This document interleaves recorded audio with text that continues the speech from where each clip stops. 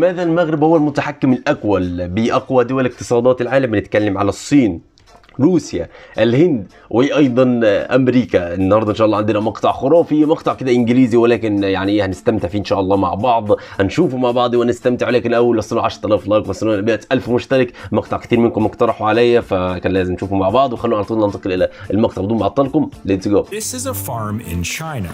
This is a McDonald's in New York. This is an apartment complex in Mumbai, and this is a skyscraper in London. What do all of these things have in common?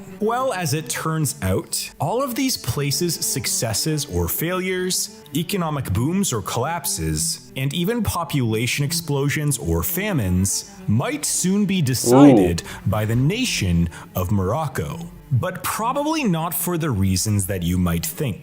In fact, this future economic trajectory was likely decided by a tiny little creature just a couple centuries ago. This is a bat. In the modern world, we view bats as things that both control insect populations as well as creatures that spread rare diseases. But a few hundred years ago, bats were discovered to do something else, something miraculous that would shape our world forever without most people realizing it. In 1802, the European explorer Alexander von Humboldt was traveling through the Peruvian lands when he discovered something strange. You see, the Peruvian lands did not seem like they were suitable for large-scale agriculture, yet the Peruvian fields were filled with lush and healthy-looking crops. And he soon discovered that the Peruvian people had been collecting a substance called guano, which is the excretion of bats and some seabirds, and they were using this by spreading it along their crops for the previous several thousand years. So Alexander von Humboldt ended up bringing this knowledge of guano significantly increasing food production back to Europe, where soon that knowledge would become a key point of interest to the Western world.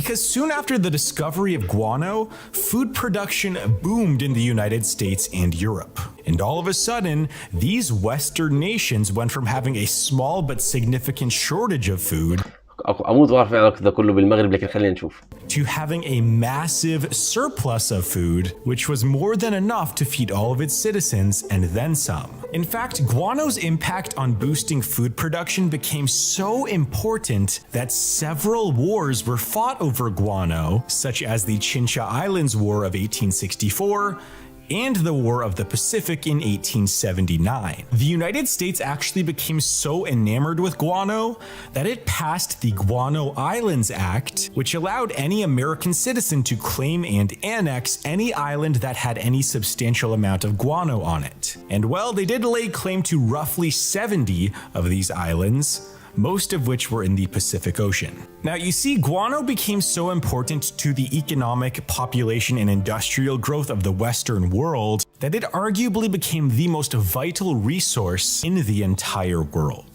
However, in 1913, Fritz Haber would discover a way to synthesize an artificial version of guano that we today call fertilizer. And it was this one event, the discovery of fertilizer, that would go on to be known as the detonator for the population explosion of the world. Soon after, starvation in nations that used fertilizer became rare. The world's population grew from 1.6 billion to 7.7 billion over the next 100 years. Food production and crop yields immediately doubled in many areas that used fertilizer. Nations with typically unsuitable locations to grow food, like northern European countries such as Norway, all of a sudden were able to sustainably grow crops in more areas. And well, eventually every single country's economic and population growth was indirectly caused by the food surplus created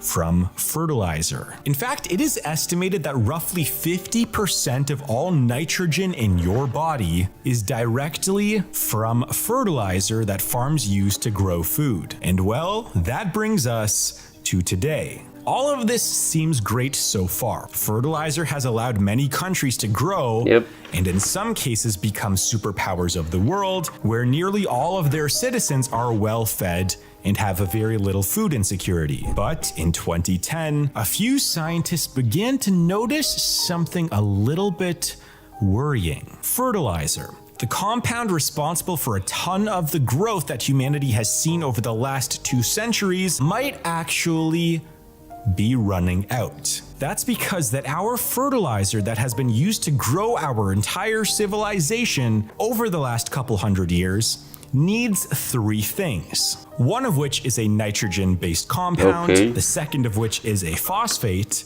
and the third of which is a potassium-based compound. And 2 of these are compounds that we cannot create from scratch. And those compounds are phosphate and potassium, or in its raw form, potash. You see, potash is a non-renewable resource that is largely controlled by just 4 countries.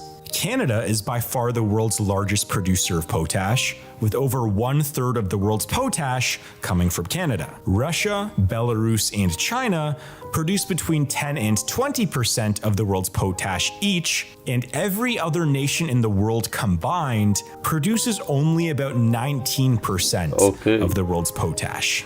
And let's think about that for a second.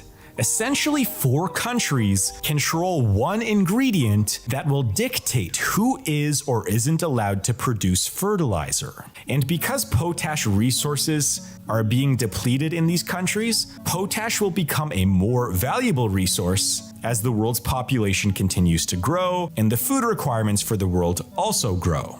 Now, the world isn't likely going to go through a potash shortage in the next 100 years or so. In fact, our potash reserves could last for several hundred years before we see any shortages. However, phosphate, one of those 3 key ingredients, is a completely different case.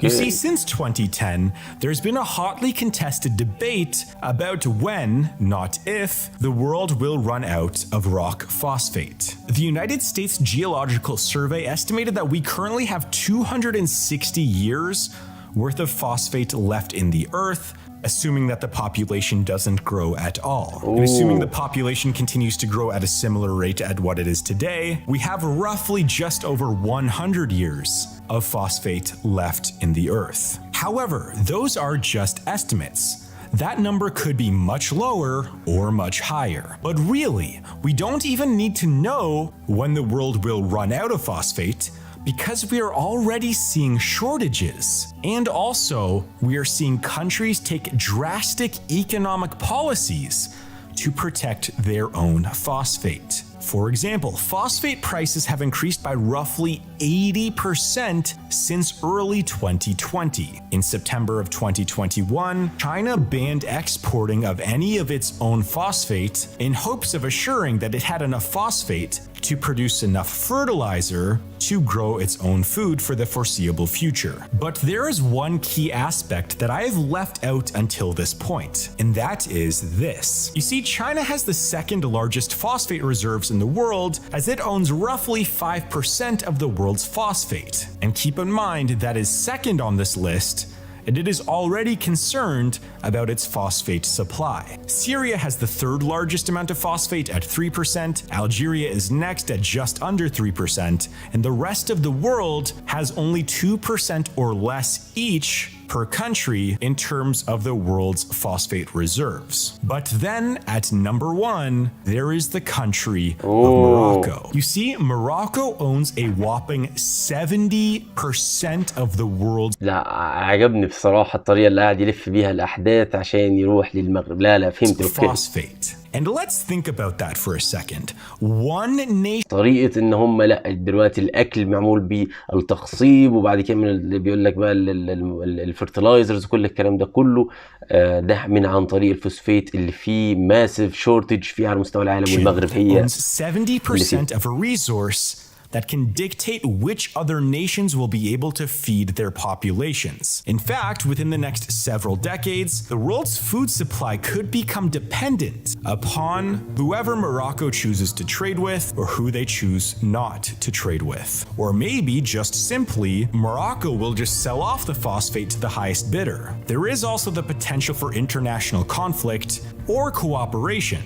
as that has been seen throughout history with any valuable resource. And this would be far from the first time that we have seen wars started or partnerships enacted that revolved around the acquisition of fertilizer. In fact, increasingly every single year, large populous countries like India, Mexico, and Brazil are becoming even more reliant upon Moroccan phosphate for their agricultural industries. And other nations like the United States have been placing tariffs on Moroccan phosphate and going in the other direction.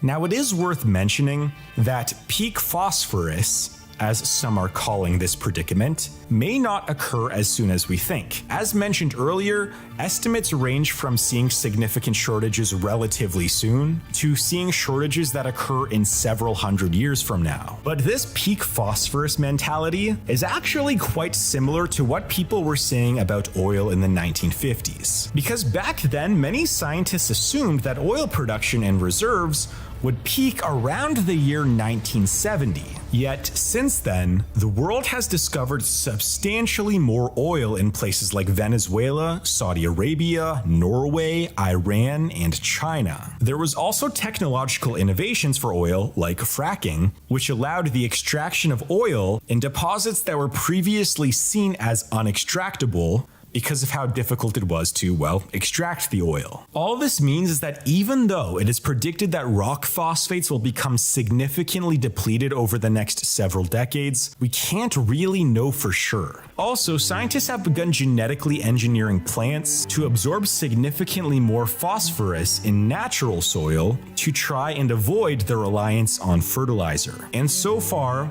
those experiments have been minor successes. But at the end of the day, the entire world might be for its fertilizer. اتمنى يا شباب بس تكونوا استمتعتوا. يعني الصراحة لا عجبني الفيديو، فيديو نوع مختلف نشوفنا مع بعض، ولكن استمتعت الصراحة. لو في أي حد فيكم عنده اقتراحات، عنده رأي مهم، اكتبوه لنا تحت واشوفوا إن شاء الله في مقطع آخر. لا فيديو جميل الصراحة، عجبني الطريقة اللي قاعد يلف بيها، ولكن شيء جميل إن يبقى عندنا دولة شقيقة فيها هذه المواد. نشوفكم إن شاء الله على خير يا شباب، ومع السلامة.